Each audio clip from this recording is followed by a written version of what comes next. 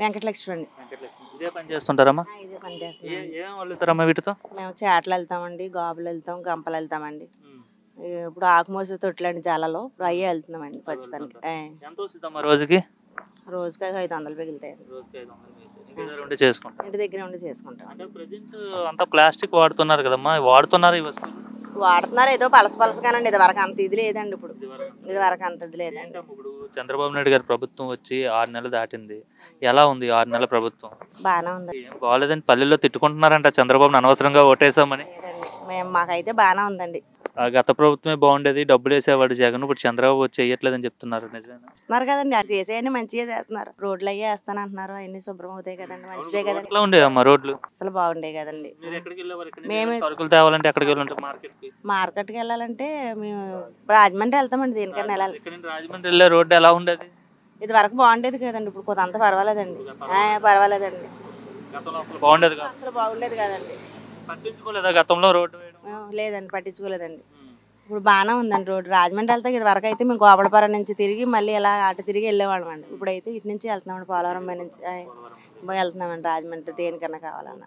మరి ఇప్పుడు చంద్రబాబు వచ్చిన తర్వాత పెన్షన్ 1వ తారీఖున ఇచ్చేస్తాను అని చెప్తున్నారు, ఇస్తున్నారా? ఇస్తున్నారండి, పొద్దున్న తెల్లారకండి వచ్చి ఇచ్చేస్తున్నారండి. అవునండి, ఇస్తున్నారండి, ఇచ్చేవాళ్ళు కదా. జగన్ గెలిస్తేనే పెన్షన్ ఇస్తారు ఉదయాన్నే, లేకుంటే వాలంటీర్లు ఉండరు. చంద్రబాబు వస్తే మళ్ళీ 3వ తారీఖు 4వ తారీఖున తీసుకోవాల్సింది అనేవారు. సో మరి ఈయన వచ్చిన తర్వాత 1వ తారీఖున ఇచ్చేస్తామని చెప్తున్నారు. తెల్లారగట్లో వచ్చి ఇచ్చేస్తున్నారండి, 6వ కంటే ఇచ్చేస్తున్నారండి. అంటే మాకంటే లేదు, తీసుకునే వాళ్ళు అయితే చాలా మంది తీసుకుంటున్నారండి. ఇక్కడ ఇచ్చామని చెప్తున్నారు. వచ్చిందా గ్యాస్? మాకైతే ఇప్పుడు ఒక బండి వచ్చిందండి, ఒక బండి వచ్చింది, ఇంకో 2వ బండి బుక్ చేసాం, ఇంకా తీసుకోలేదండి. ఓవరాల్ గా ఏమనిపిస్తుంది? బాగుంది, బాగానే ఉందండి. అంటే గతంలో ఎక్కడో కూడా అభివృద్ధి లేదని చెప్పేవారు. సో ఇప్పుడు చంద్రబాబు వచ్చాడు కదా, అభివృద్ధి చేస్తారని నమ్మకం ఉందా మీకు? చేస్తారని నమ్మకం ఉందండి మాకు. బాబాయ్ మీ పేరు? అండి. ఏం చేస్తుంటారు బాబాయ్? వ్యవసాయం. ఎంత ఉంది వ్యవసాయం? 10 ఎకరాలండి. ఏం పంటలు పండిస్తారు బాబాయ్? కౌలుకి ఇస్తాను, బేరతోట. మీరేం పండించరా? మొత్తం కౌలుకి ఇచ్చేస్తారా? ఎట్లా ఉంది? కొత్త ప్రభుత్వం వచ్చింది కదా, చంద్రబాబు ముఖ్యమంత్రిగా ఉన్నారు. ఎలా ఉంది 6 నెలల పరిపాలన? ఇక్కడి నుంచి బాగుంటుంది అనుకుంటున్నామండి.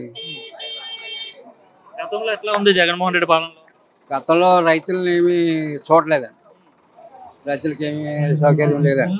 జగన్ రైతులు బాగుంటది అనేవారు కదా, కాదా? వాళ్ళు అందివారండి. నా సందర్భంలో ఏమి ఉపకారం లేదండి. ఇప్పుడు ఏమంటున్నారు? మీ తోట రైతులు ఉంటారు కదా పండించే వాళ్ళు ఏమంటున్నారు? బాగుంది అంటున్నారు, బాగాలేదు అంటున్నారండి. ఇప్పుడే బాగుందండి. 24 గంటల్లోనే డబ్బులు అకౌంట్లో వేసేస్తానని చెప్తున్నారు వడ్లు అమ్మేటప్పుడు. నిజంగా వేస్తున్నారా? ఇవరకు పడే కదా పడుతుందండి, బేనే వచ్చేస్తుంది. బేనే వచ్చేస్తుంది. ఎట్లా పడేవి? ఛానల్కి పడేయండి, వచ్చే రోజులు పడేయండి, బేగ పడేవి కాదు. ఇప్పుడు బేనే ఇచ్చేస్తున్నారు.